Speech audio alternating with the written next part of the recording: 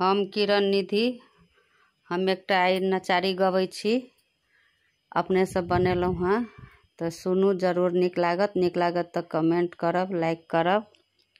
सब देवता कोठा अटारी में रहलन मंदिर में रहलन हमारे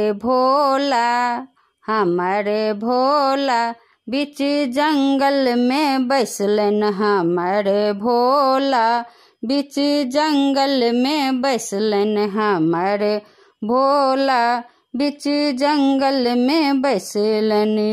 सब देवता पियर पीताम्बर पहिरलन दोपट्टा ओढ़लन हमारे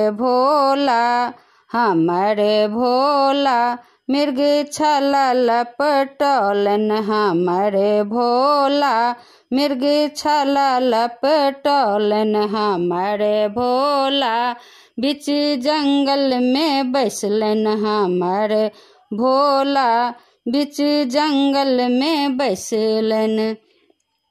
सब देवता अक्षत चंदन लगौलन फूल माला पहिरलन हमारे भोला अंग भस्म लगौलन हमारे भोला अंग भस्म लगौलन हमारे भोला बीच जंगल में बैसलन हमारे भोला बीच जंगल में बैसलन। सब देवता मधुर मिठाई खेलन खीर खेलन हमारे भोला भांग धतुर चिबौलन हमारे भोला भांग धतुर चिबौलन हमारे भोला बीच जंगल में बैसलन हमारे भोला बीच जंगल में बैसलन।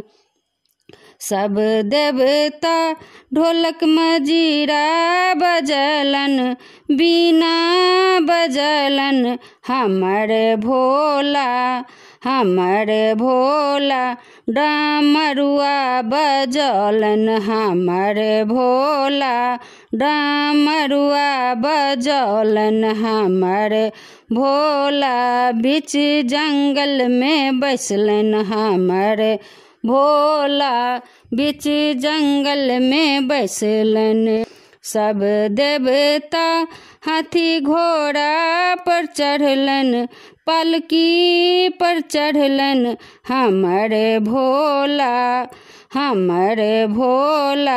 बसहा पर चढ़ी लेलन हमारे भोला बसहा पर चढ़ी लेलन हमारे भोला बीच जंगल में बैसलन हमारे भोला बीच जंगल में बैसलन हमारे भोला बीच जंगल में बैसलन हमारे भोला बीच जंगल में बैसलन। धन्यवाद।